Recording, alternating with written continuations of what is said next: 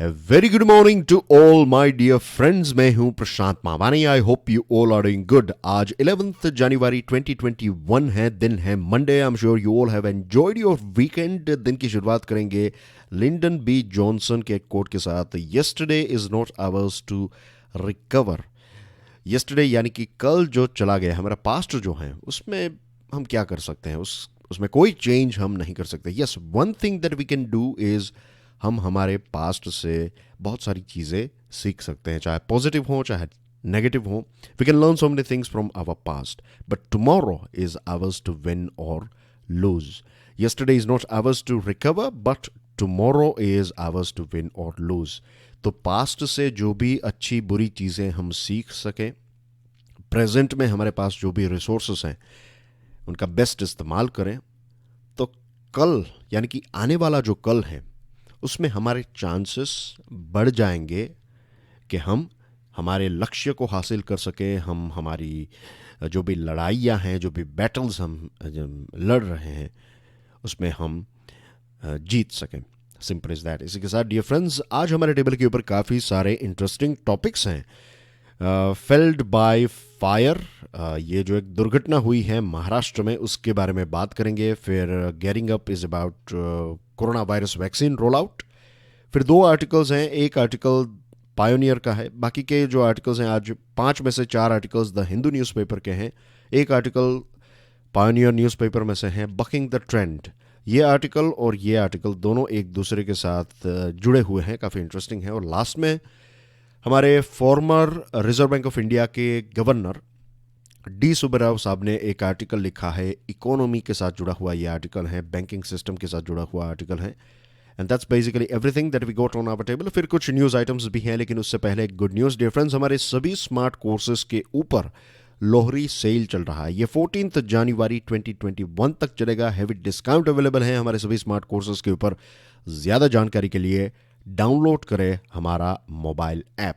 Google play store पर जाइए, study I Q search कीजिए, you will find our mobile app. इसको download कीजिए. आपको सारी इन्फॉर्मेशन, हमारे स्मार्ट कोर्स के साथ जुड़ी हुई सारी इन्फॉर्मेशन, लोहरी सेल के साथ जुड़ी हुई सारी इन्फॉर्मेशन आपको हमारे मोबाइल ऐप के ऊपर से मिल जाएगी. तो make the most out of it today itself. Failed by fire, एक बहुत ही दुखद घटना हुई बांद्रा डिस्ट्रिक्ट जनरल हॉस्पिटल में. वहाँ पर एक फायर इंसिडेंट हुआ, आग लग गई. और आपने सुना होगा न्यूज़ में, आई एम श्योर आपने कहीं ना कहीं या तो पढ़ा होगा. अंकित अग्रवाल साहब ने एक स्पेशल वीडियो भी इसके ऊपर बनाया था, हमारी चैनल के ऊपर अवेलेबल है, शायद आपने वो देखा हो. तो आपको पता होगा कि 10 नवजात शिशु यानी कि इन्फेंट्स जो हैं वो जलकर मर गए. जस्ट इमेजिन कीजिए उन पेरेंट्स की, उन फैमिलीज़ की क्या सिचुएशन होगी. Right, I am sure we all know कि जब कोई एक फैमिली मेम्बर जो हैं वो प्रेग्नेंट होते हैं, तब पूरा परिवार और बहुत सारे जो नज़दीक के लोग हैं उनके अंदर एक प्रकार का खुशी का माहौल होता है. कितने सारे सपने जो हैं वो एक परिवार देखता है, और ऐसा इंसिडेंट जब होता है तब वो सारे सपने टूट जाते हैं. और जस्ट मीन्स हम इमेजिन ही नहीं कर सकते कि उन माता पिता की हालत क्या होगी. राइट, उनकी कितनी सारी चीज़ों के ऊपर से उनका विश्वास उठ गया होगा, चाहे वो ईश्वर हो, चाहे वो हमारी सिस्टम हो. Right, I cannot imagine. Means जब भी इसके बारे में सोचता भी हूँ तो लगता है कि इट्स वेरी वेरी सैड. ऐसा किसी के साथ भी नहीं होना चाहिए. और क्या ये पहला ऐसा इंसिडेंट है हमारे देश में? नहीं. ऐसा लग रहा है कि हम इन सारी चीज़ों से बहुत ज़्यादा यूज टू हो गए हैं. 2020 की ही बात करें तो विजयवाड़ा का आपको इंसिडेंट याद होगा, अहमदाबाद का इंसिडेंट याद होगा, मुंबई में भी ऐसे इंसिडेंट हुए थे, राजकोट में ऐसा हुआ था. हॉस्पिटल्स की बात कर रहा हूँ मैं कि हॉस्पिटल्स में आग लग गई और इसकी वजह से बहुत सारे कोविड पेशेंट्स जो हैं उनकी मृत्यु हो गई. दूसरी जो चीज़ है वो ये है कि सिर्फ हॉस्पिटल्स में आग नहीं लगती है, फैक्ट्रीज में आग लगती है. आप हर साल अगर न्यूज़पेपर रेगुलरली फॉलो करते हैं तो आपने कई बार ये न्यूज़ पढ़ी होगी, एडिटोरियल्स पढ़े होंगे. मैंने भी ऐसे टॉपिक्स के बारे में काफ़ी डिस्कशन की है कि जो फायर क्रैकर की फैक्ट्री, जो पटाखे बनाने वाली जो फैक्ट्रीज हैं, मीन्स वहाँ पर आग लगने के चांसेस बहुत ही हाई रिस्क सेक्टर है, तो वहाँ पर भी आग लगती है। और बहुत सारे इंसिडेंट्स में ये पता चलता है कि वहाँ पर काम करने वाले व्यक्ति की गलती की वजह से ये चीज़ हुई। फैक्ट्रीज में भी ऐसा होता है। अभी मुझे याद है कि लॉकडाउन जब अनलॉकिंग की शुरुआत हुई तो उस टाइम पर विशाखापट्टनम में एक फैक्ट्री जो है, उसमें I think it was Visakhapatnam या फिर Vijayawada, can't remember the exact, लेकिन ये दोनों में से एक जगह पर थी। मेन थिंग इज़ कि कौन सी जगह थी, that's not important. The most important thing is कि क्या होता है कि कुछ टाइम के बाद जब आप फैक्ट्री को रीस्टार्ट करते हैं तो आपको थोड़े सेफ्टी प्रोटोकॉल्स को फॉलो करने हैं, लेकिन फिर पता चला कि ये चीज़ों को फॉलो अप नहीं किया गया था प्रॉपरली, इसको नहीं, क्योंकि कहीं ना कहीं अगर आप रीड बिटवीन द लाइन करें तो हमें यही चीज़ देखने को मिलती है कि सेफ्टी नॉर्म्स को लेकर हम इतने ज़्यादा एजुकेटेड नहीं हैं, इतने ज़्यादा अवेयर नहीं हैं। और ये सारे इंसिडेंट्स हमें यही चीज़ रिमाइंड करवाते हैं कि सेफ्टी नॉर्म्स, सबसे पहले तो सबसे बड़ा प्रश्न तो ये उठता है कि क्या हमारे देश में सेफ्टी नॉर्म्स नाम की कोई चीज़ है? ऑफ कोर्स अगर आप गवर्नमेंट के नोटिफिकेशंस को पढ़ेंगे, रूल्स एंड रेगुलेशंस बुक्स अगर आप पढ़ेंगे, जो रूल बुक है, रूल बुक में सेफ्टी नॉर्म्स दिए गए हैं। लेकिन I am talking about not that thing. मैं बात कर रहा हूं क्या हमारे जीवन में, क्या रियलिटी में हम सेफ्टी नॉर्म्स के बारे में जानते हैं? आप कई बार देखेंगे, आई am not diverting from the topic, I am overall जो मेन टॉपिक है that is safety, health and safety of people. आप हाईवेज के ऊपर देखेंगे, हाईवे के ऊपर कोई कंस्ट्रक्शन चल रहा है तो ना तो बोर्ड्स का इस्तेमाल, जो बोर्ड्स का इस्तेमाल किया जाता है, कई सारे बोर्ड्स ऐसे हैं जिसमें रिफ्लेक्टिव जो स्टिकर्स हैं जिनको हम जनरली रेडियम कहते हैं, तो रेडियम का भी इस्तेमाल नहीं होता है। जस्ट एक बोर्ड है, उसके ऊपर पेंट से, नॉर्मल पेंट जो है उससे डाइवर्जन लिखा गया है। रात के टाइम पर वो बोर्ड्स बहुत सारे लोगों को दिखते नहीं है और उनकी वजह से उनकी मृत्यु हो जाती है। That is also part of के सेफ्टी के बारे में इतनी ज़्यादा अवेयरनेस हमारे देश में नहीं है। ये जो बांद्रा डिस्ट्रिक्ट जनरल हॉस्पिटल में जो फिलहाल रिपोर्ट सामने आ रहे हैं, इन रिपोर्ट्स में ये बताया गया है कि पुअर ट्रेंड स्टाफ की वजह से ये इंसिडेंट जो है वो इतना बड़ा हो गया।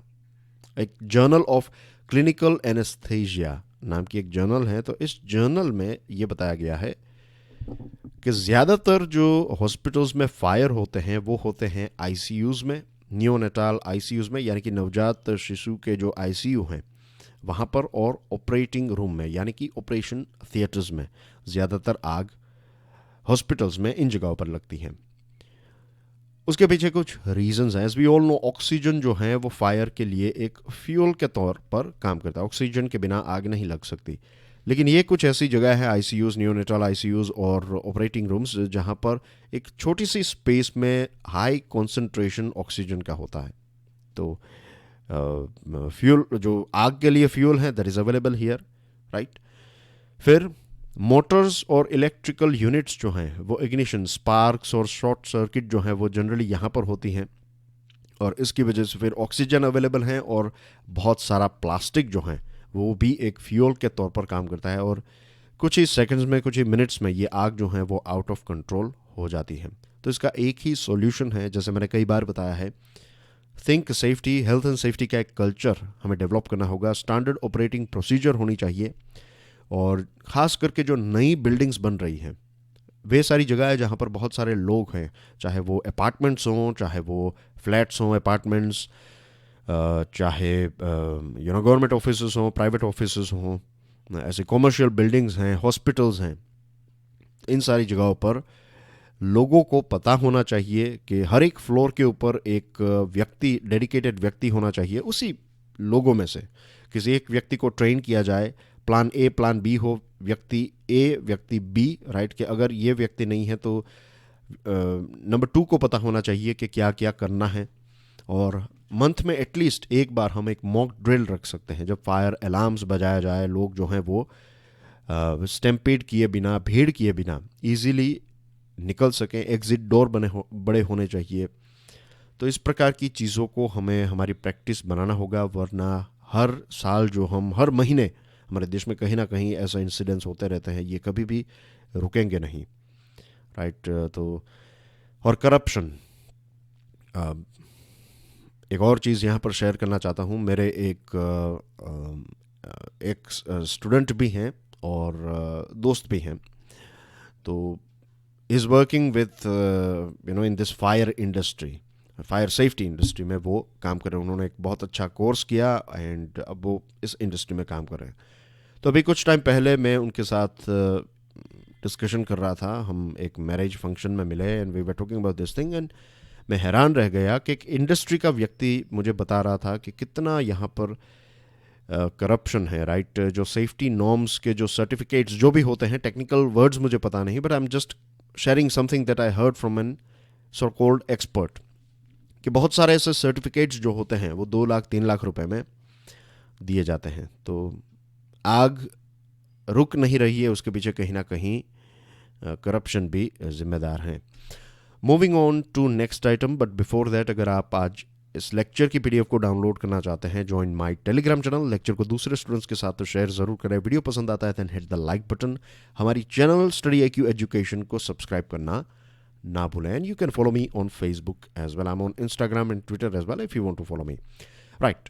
गेयरिंग अप, 16 जनवरी 2021 से हमारे देश में कोविड-19 वैक्सीन के रोल आउट की एक नई शुरुआत होने वाली है। प्राइम मिनिस्टर नरेंद्र मोदी साहब ने ये ऐलान किया है कि 16 जनवरी से डॉक्टर्स, नर्सेस, सैनिटेशन वर्कर्स जो हैं उनको इनोक्यूलेट यानी कि उनको वैक्सीनेट किया जाएगा।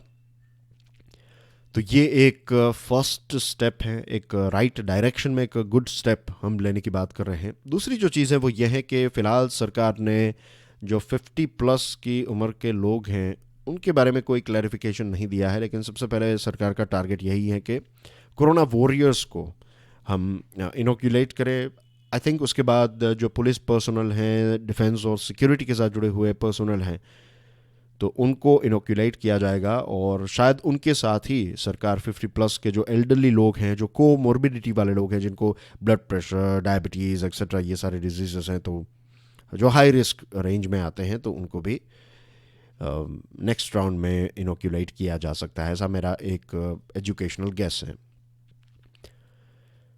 भारत का जो ये प्रोग्राम है कोविड-19 का, this is going to be world's biggest. हमारे देश का भी बिगेस्ट होगा, दुनिया का भी वन ऑफ द बिगेस्ट होगा। आई थिंक द बिगेस्ट ही होगा, not one of the biggest. अब देखते हैं चाइना क्या करता है, लेकिन हमारे देश की पॉपुलेशन नंबर 2 है in terms of second most populated देश है। तो हमारे देश में जो भी चीज़ होती है, it's one of the biggest in the world. चाहे वो इलेक्शन हो, चाहे वैक्सीनेशन ड्राइव हो, चाहे what was the name, PMJAY, प्रधानमंत्री Jan Arogya Yojana, biggest insurance, public insurance scheme of the world. तो ऐसा होता है हमारे देश में because of population and size भी बड़ी है हमारे देश की। अब हमारे पास 2 वैक्सीन्स हैं जिनको ग्रीन सिग्नल दिया गया है। एक तो है Covishield, pay attention, Covishield by Serum Institute of India, Pune, and second is Covaxin, ये भारत बायोटेक लिमिटेड के द्वारा तैयार की गई है। हमारे पास कौन सी वैक्सीन ज़्यादा है? तो remember it is Covishield. Covishield की क्वांटिटी जो है वो हमारे पास ज़्यादा है कंपेयर टू कोवैक्सीन। यहाँ पर एक रेशियो भी है, आपको याद रखना है। तो इट इज़ 5:1। तो हमारे पास कोविशील्ड जो है वो अगर 5 कोविशील्ड हैं तो उसके कंपैरिजन में 1 कोवैक्सीन है। तो of course we are going to use more of Covishield, क्योंकि कोविशील्ड जो है उसकी प्रॉपर ट्रायल और ये सारी चीज़ें हुई है। As far as Covaxin is concern, तो कोवैक्सीन को लेकर कुछ स्केप्टिसिज्म भी हैं, थोड़े बहुत प्रश्न भी उठ रहे हैं, थोड़े बहुत तो नहीं लेकिन ज़्यादा प्रश्न उठ रहे हैं कोवैक्सीन को लेकर, क्योंकि इसकी जो प्रॉपर एक ट्रायल है, ये चीज़ बहुत ही कम वक्त में की गई है, विद थरो ट्रायल्स भी as far as I know नहीं हुए हैं। तो बहुत सारे एक्सपर्ट्स का कहना ये है, एक्सपर्ट्स ये कह रहे हैं कि फ़िलहाल हमारे देश में कोई ऐसी इमरजेंसी सिचुएशन नहीं है जो हमें सितंबर और अक्टूबर और उससे पहले के महीनों में देखने को मिल रही थी। तो अभी हमारे पास थोड़ा बहुत वक्त है, तो ये कोवैक्सीन जो है उसकी एक थरो टेस्टिंग जो है वो किए जाए। ये इमरजेंसी अप्रूवल आपने दिया है, दैट इज़ ओके, लेकिन कोवैक्सीन के ऊपर और ज़्यादा स्टडी की आवश्यकता है। गवर्नमेंट ऑफ इंडिया ने यह कहा है कि कोवैक्सीन का उपयोग जो है वो सरकार बैकअप के तौर पर करेगी। अगर इमरजेंसी ऐसी हुई, अगर कोई भी चीज़ ऐसी होती है, तो this is like a plan B. Covaxin जो है वो एक साइड किक के तौर पर इसका इस्तेमाल किया जाएगा, ऐसा सरकार का कहना है।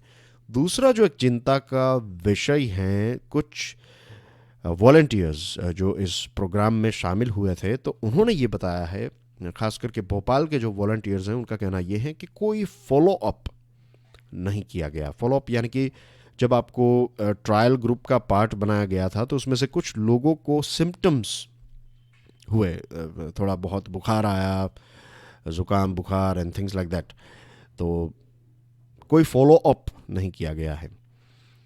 तो ये एक चीज़ जो सामने आई है, ये भी एक चिंता का विषय है। इसके ऊपर एक इन्वेस्टिगेशन होनी चाहिए और सरकार को ये चीज़ भी याद रखनी चाहिए कि वैक्सीन जो है, कोई भी दवाई जो है, उसमें सबसे इम्पोर्टेंट चीज़ जो है, दवाई के साथ जुड़ी हुई सबसे इम्पोर्टेंट चीज़ जो है, ऑफ कोर्स वो दवाई जो है वो असरकारक होनी चाहिए, इसमें कोई डाउट नहीं है। लेकिन आपकी दवाई कितनी भी असरकारक क्यों ना हो, अगर लोगों को आपकी दवाई के ऊपर विश्वास नहीं है, राइट, अगर ट्रस्ट डेफिसिट है, तो पूरा आपका जो पर्पस है, आपका पूरा जो लक्ष्य है वो आप अचीव नहीं कर पाएंगे। यहाँ पर लक्ष्य यह है कि हम ज़्यादा से ज़्यादा लोगों को इनोक्यूलेट करें और कोविड-19 के सामने हमारी जो लड़ाई है उसमें हम जीत हासिल करें।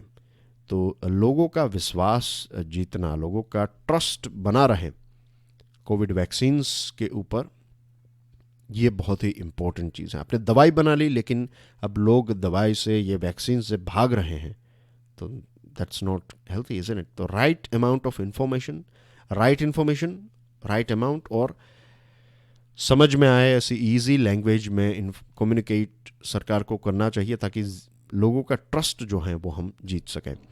बकिंग द ट्रेंड जो है ये पायोनियर का एक आर्टिकल है। एज वी ऑल नो 2020 ये जो साल है ये बहुत सारे लोगों के लिए फाइनेंशियली बहुत ही चैलेंजिंग रहा। बहुत सारे लोगों की जॉब्स चली गई, बहुत सारे लोगों के बिजनेसेस बंद हो गए, बहुत सारे लोग जो हैं वो एक नॉर्मल लाइफ जीते थे, उनके ऊपर कर्ज हो गया है।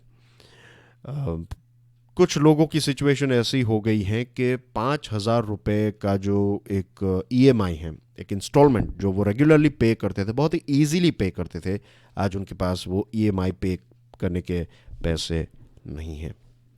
तो 2020 ने as far as livelihood, jobs etcetera concerned, right, बहुत सारे लोगों को बर्बाद कर दिया।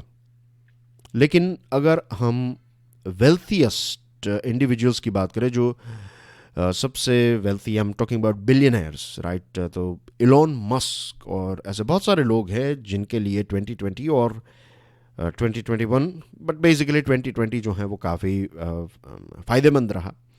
इलॉन मस्क जो है वो दुनिया के सबसे वेल्थीएस्ट पर्सन बन चुके हैं। कुछ हफ्तों पहले वो नंबर 2 पर थे, आज वो जेफ बेजोस जो अमेज़ॉन के मालिक हैं, फाउंडर हैं, तो उनसे भी आगे निकल चुके हैं। अब जेफ बेजोस का डिवोर्स हुआ और डिवोर्स की वजह से $38 बिलियन जो हैं वो उनकी जो एक्स वाइफ हैं उनको मिले। ये सारी चीज़ों को अगर आप देखें तो अगर ये चीज़ नहीं होती तो जेफ बेजोस नंबर 1 पर ही रहते और इलॉन मस्क उनके बहुत पीछे। बट एनीवे, हियर कौन आगे है कौन पीछे, that's not most important thing. Most important thing यहाँ पर जो है वो ये है कि 2021 में दुनिया, और सिर्फ 2021 में नहीं, आने वाले बहुत सारे दशकों तक पूरी दुनिया जो है वो क्लाइमेट चेंज को रोकने की और क्लाइमेट चेंज के सामने लड़ाई करने की कोशिश करेगी। और इलॉन मस्क की जो एक कंपनी है जिसका नाम है Tesla, I am sure you know it, Nitin Gadkari साहब ने कुछ टाइम पहले ये बताया था कि टेस्ला जो है वो इस साल 2021 में भारत में एंट्री करेगी। ऐसा बताया जा रहा है कि ऑनलाइन कार्स बेची जाएगी and things like that. But अब EVs यानी कि इलेक्ट्रॉनिक व्हीकल्स जो हैं, they are going to be the new trend for sure, right. Maintenance इसका कम रहता है क्योंकि मैकेनिकल पार्ट्स ना के बराबर हैं, बहुत कम हैं। इंजन ही नहीं है, राइट, तो बहुत सारी चीज़ें आपको ऑयल ये सारी चीज़ों की आवश्यकता नहीं रहेगी। फिर मेंटेनेंस कम रहता है, देन वेर एंड टेयर कम होता है, पार्ट्स बदलाने की इतनी ज़्यादा आवश्यकता नहीं होती है। एंड व्हाट एल्स, ग्रीन है, राइट, ग्रीन एनर्जी से काम चलता है। फिर स्पीड भी काफ़ी अच्छी है, पिकअप भी compare to diesel and petrol vehicles EV का काफ़ी अच्छा होता है। तो ये बहुत सारे बेनिफिट्स ईवी के साथ जुड़े हुए। सबसे बड़ा जो एक ड्रॉबैक है फिलहाल, एक सबसे बड़ा नेगेटिव पॉइंट है, दैट इज़ चार्जिंग फैसिलिटी। कि आप ट्रैवल करेंगे तो कहीं ना कहीं मन में डर होगा कि कहीं गाड़ी रुक ना जाए, that is the biggest thing. अब टेस्ला जो हैं उनकी शेयर प्राइस काफ़ी ऊपर चली गई और डेमोक्रेट्स जीत गए हैं। ये जो बाइडन हैं उनकी पार्टी जीत चुकी हैं। तो अब जो बाइडन की जो पार्टी है, नया नया जो एडमिनिस्ट्रेशन है यूएसए का, बाइडन एडमिनिस्ट्रेशन, वो और ज़्यादा ग्रीन एजेंडा को पुश करेगा और इलेक्ट्रॉनिक व्हीकल्स के ऊपर टैक्स क्रेडिट्स भी दी जाएगी। तो इट्स वेरी नेचुरल कि इलेक्ट्रॉनिक व्हीकल्स की डिमांड जो है वो काफ़ी इंक्रीज हो गई। तो लोगों ने इस कंपनी में शेयर वैल्यू इंक्रीज हो गई, इसका फ्यूचर ब्राइट है। तो that's the reason Elon Musk number 1 पर पहुंच गए हैं। ओके, दूसरे भी बिलियनर्स को अगर आप देखें, चाइना के 2 बिलियनर्स के आंकड़े आपकी स्क्रीन के ऊपर हैं। एक हैं जोंग शानशान और दूसरे हैं कॉलिन हुआंग। तो ये दोनों की वेल्थ में भी एक राइज देखने को मिला है। Same thing goes with Jeff Bezos. दूसरे कौन से बिलियनर्स हैं मुझे नाम याद नहीं आ रहे हैं। सभी की ओवरऑल अगर आप वेल्थ देखें तो काफ़ी इंक्रीज हुई है। मार्क जुकरबर्ग जो हैं वो I think he is at number 5, ऐसा कुछ है। तो आने वाले वक्त में हम और ज़्यादा ग्रीन बिलियनर्स को देखेंगे, ऐसे बिलियनर्स जिनकी कंपनीज जो हैं वो ग्रीन टेक्नोलॉजीज़ के साथ जुड़ी हुई होगी। दूसरी जो एक अच्छी बात है वो ये है कि इलॉन मस्क ने ये बताया है कि उनके पास जो वेल्थ है उसमें से लगभग 50% जितनी वेल्थ का इस्तेमाल वो हमारी पृथ्वी के साथ जुड़े हुए जो क्लाइमेट चेंज एक्सेट्रा के प्रॉब्लम्स हैं उनको सॉल्व करने में मदद करेंगे, और बाकी की जो हाफ वेल्थ हैं उनका इस्तेमाल वो करने वाले हैं to create a self sustaining city on Mars. मंगल के ऊपर एक सेल्फ सस्टेनिंग सिटी को बनाने का उनका एक सपना है। तो उसमें वो अपनी वेल्थ का इस्तेमाल करने वाले हैं। तो it's going to come back to the society, isn't it? That's a very good thing. मेरा मानना है कि ये एक अगर ऐसा होता है, I think as far as I know वो बहुत ज़्यादा चैरिटी भी करते हैं, लेकिन अगर आप पैसे कमाते हैं और जब आप इतने पैसे कमाते हैं और आपका इरादा ये होता है कि आप सोसाइटी को वापस दें, तो आई थिंक ऐसे लोग पैसे वाले होना जो है वो डिज़र्व करते हैं। ऐसा मेरा एक पर्सनल बिलीफ है जो मैं आपके साथ शेयर कर रहा हूँ। This is what I personally think कि ये एक अच्छी बात है। ऑफ कोर्स दे इतने पैसे हैं तो they should enjoy all the luxuries that they can, लेकिन दूसरे लोगों के बारे में सोचना भी it's a very important thing. अब इसी टॉपिक के साथ जुड़ा हुआ एक दूसरा इंटरेस्टिंग टॉपिक है the front seat in electric mobility. आपकी स्क्रीन के ऊपर आप सोच रहे होंगे कि इलेक्ट्रिक मोबिलिटी की बात हो रही है और यहाँ पर साउथ अमेरिका का ये कॉन्टिनेंट का मैप आपकी स्क्रीन के ऊपर क्यों है? कोई गलती हुई है? No. I want you guys to pay attention to 3 countries. एक है अर्जेंटीना, दूसरा है चिली या फिर चिले, और तीसरा है बोलीविया। ये 3 देशों को जस्ट फिलहाल ऑब्जर्व कीजिए। मेरे पास एक और मैप है जो मैं आपको दिखाऊंगा। नाउ द थिंग इज कि इलेक्ट्रॉनिक व्हीकल्स जो हैं ये they are going to be sustainable, profitable in long run, जो मैंने अभी आपको एक्सप्लेन किया। ईवीज के बढ़ने के साथ साथ हमारे देश की जो फॉरेन पॉलिसी है उसमें भी एक ज़बरदस्त बदलाव देखने को मिलेगा। हमारी एनर्जी सिक्योरिटी वेस्ट एशिया के ऊपर डिपेंडेंट है। अब ये शिफ्ट होकर फ्यूचर में लैटिन अमेरिका यानी कि साउथ अमेरिका के ऊपर इंक्रीज होती जाएगी। वेस्ट एशिया के ऊपर हमारी डिपेंडेंसी कम होती जाएगी। देखिए 2018-19 में हमने 228.6 million ton crude oil import किया। हमने $120 बिलियन का क्रूड ऑयल इंपोर्ट किया था। अब भारत ने एक स्कीम लॉन्च की है जिसका नाम है फेम। इसका वर्जन 2 है, faster adoption and manufacturing of hybrid and electric vehicles, that is fame FAME। और इसका जो फेम 2 है उसके तहत $1.3 बिलियन जो हैं वो हमने buses, electric buses of course, 3 wheelers, 4 wheelers को बनाने के लिए इस एक प्रकार का सपोर्ट दिया जाएगा इंडस्ट्रीज़ को। $135 मिलियन जो हैं इसका इस्तेमाल चार्जिंग स्टेशंस को क्रिएट करने के लिए किया जाएगा। तो फेम 2 के तहत ये टारगेट्स हैं। और दूसरा टारगेट ये भी है कि बाय 2030 हमारे देश में 30% व्हीकल्स जो हमारे रोड पे दिखे वो एटलीस्ट 30% जो हैं वो ईवीज़ होने चाहिए, इलेक्ट्रॉनिक व्हीकल्स होने चाहिए। अभी नीति आयोग ने ये प्रपोजल रखा है कि बैटरी मेकर्स के लिए $4.6 बिलियन की सब्सिडी देनी चाहिए। और अभी I think who made that lecture, Mahipal Rathore, I think doctor Mahipal Rathore ने एक लेक्चर बनाया था कि भारत की पहली जो लिथियम बैटरी की रिफाइनरी जो है वो गुजरात में आने वाली है। तो सुजुकी मोटर्स जो हैं वो मिलकर डेंजो और तोशिबा, ये तीनों जापानीज़ कंपनीज़ हैं, ये मिलकर हमारे देश में गुजरात राज्य में लिथियम आयन बैटरीज और इलेक्ट्रोड्स को पैदा करने वाले हैं। यहाँ पर ये सारी चीज़ें की शुरुआत होगी।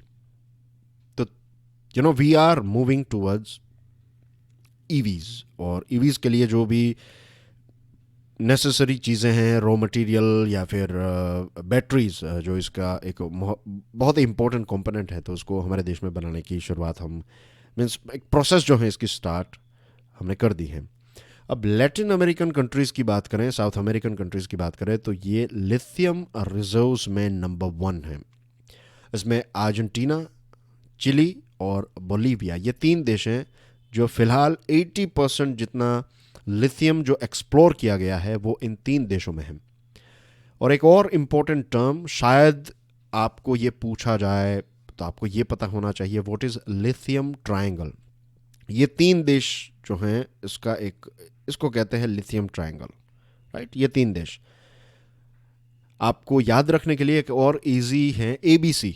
A stands for Argentina, B stands for Bolivia, and C stands for Chile. So you can put it this way: A, B, and C, right? ABC, Argentina, Bolivia, and Chile. अब आप इसके लोकेशन को अच्छी तरीके से देख लीजिएगा, कौन सा देश किस देश के साथ बॉर्डर शेयर कर रहा है और दूसरी सारी चीज़ें जो हैं। Invest 10 minutes, right. चलिए एक आपको R&D का प्रश्न पूछ लेता हूँ, research and sort of development, right. तो बताइए मुझे इन देशों के बारे में, right, as briefly as possible. कुछ चीज़ें जियोग्राफी के साथ जुड़ी हुई, I am not asking about culture, history, right, geography के साथ जुड़ी हुई जो मेन चीज़ें हैं। टेल मी दैट, कौन सा ओशन, कौन सा देश शेयर कर रहा है, कोई माउंटेन रेंज है, कोई वॉल्केनोज हैं, ऐसी कोई भी बड़ी बड़ी चीज़ें हैं तो let me know in the comment section, right. और ये मेरे जानने के लिए नहीं है, it's more for you guys. So मैं चाहता हूँ कि आप इसके ऊपर थोड़ी बहुत रिसर्च करें, क्योंकि फ्यूचर में इस प्रकार के देशों के ऊपर से आपको प्रश्न पूछे जाएंगे। आज तक इन देशों के बारे में इतने ज़्यादा प्रश्न नहीं पूछे जा रहे थे, लेकिन अब हमारी फॉरेन पॉलिसी उस तरफ जा रही है, तो नेचुरली UPSC भी आपको या फिर दूसरी कॉम्पिटिटिव एग्जाम्स में भी आपको इसके ऊपर से प्रश्न पूछे जा सकते, इसके जियोग्राफी के साथ जुड़े हुए प्रश्न। हमारे देश में HCl, MECL और KABIL काबिल। अब स्ट्रेटेजिक मिनरल एसेट्स जैसे कि लिथियम है, कोबाल्ट हैं, तो ऐसे रिजर्व या फिर स्ट्रेटेजिक मिनरल एसेट्स को स्काउट करना, उनको ढूंढना, कमर्शियल डील्स करना, ये सारी चीज़ों के ऊपर काम करने लगी हैं।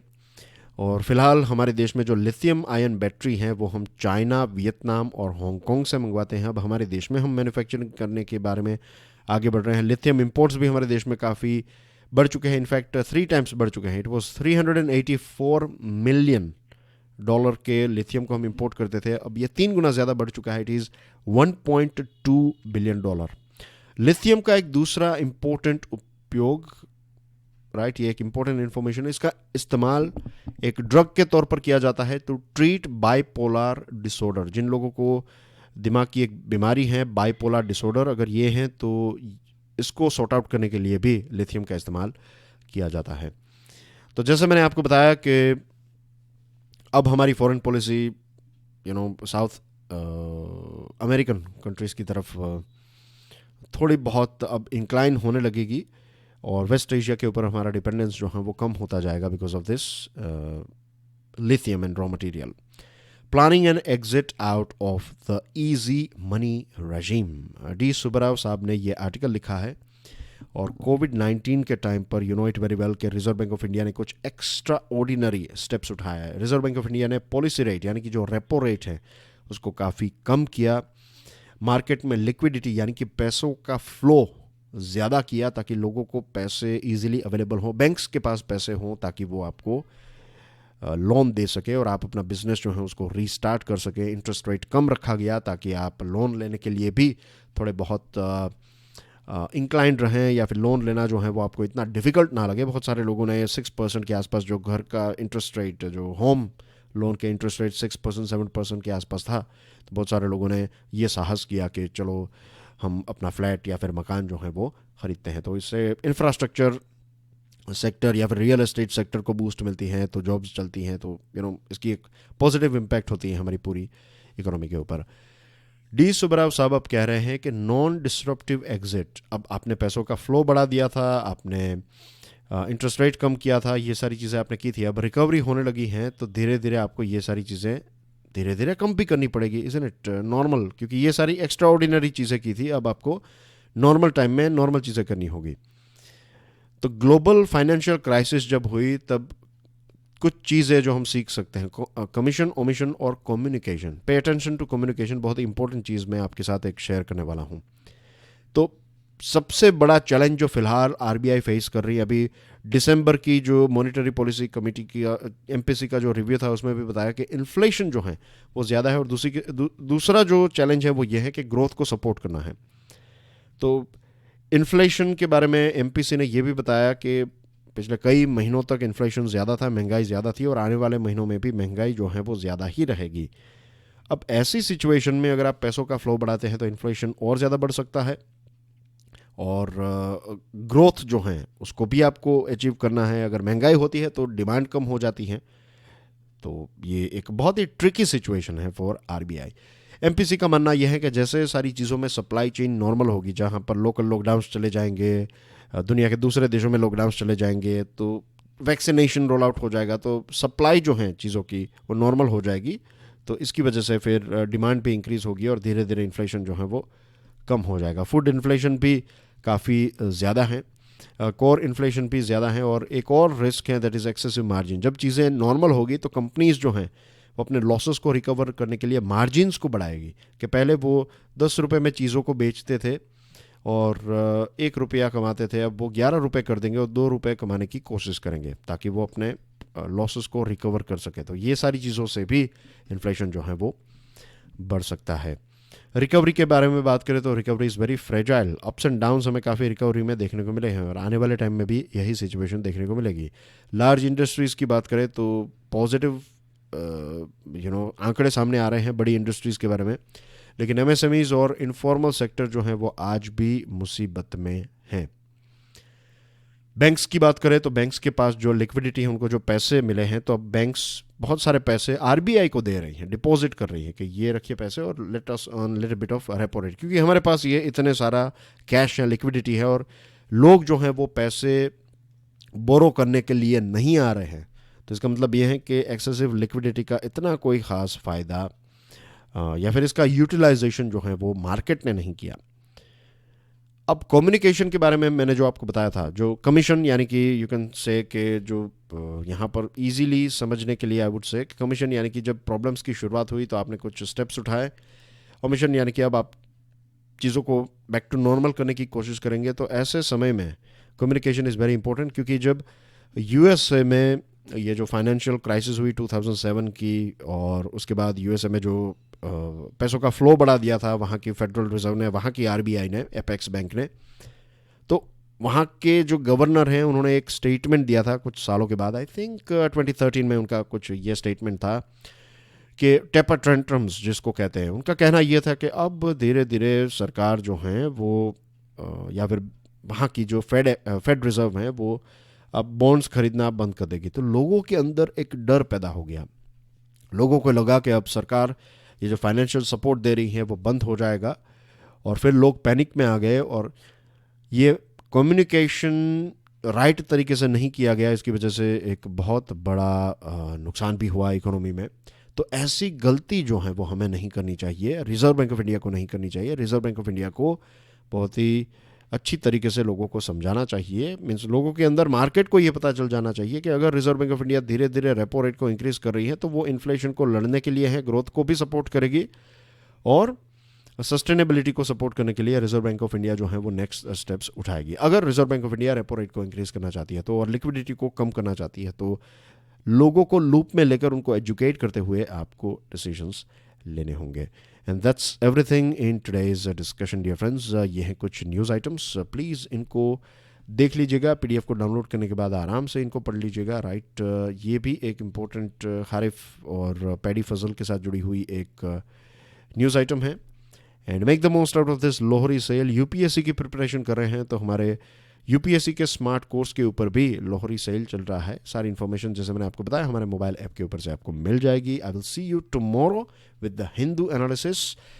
Till then enjoy your studies, God bless you all. और आपको जो मैंने प्रश्न पूछा है उसके आंसर का मैं इंतज़ार करूंगा। तो make the most means take out time और do a little bit of research. 10 minute लगेंगे लेकिन this 10 minutes will help you a lot with these nations, that is South American countries. So I'll see you soon. Jai Hind.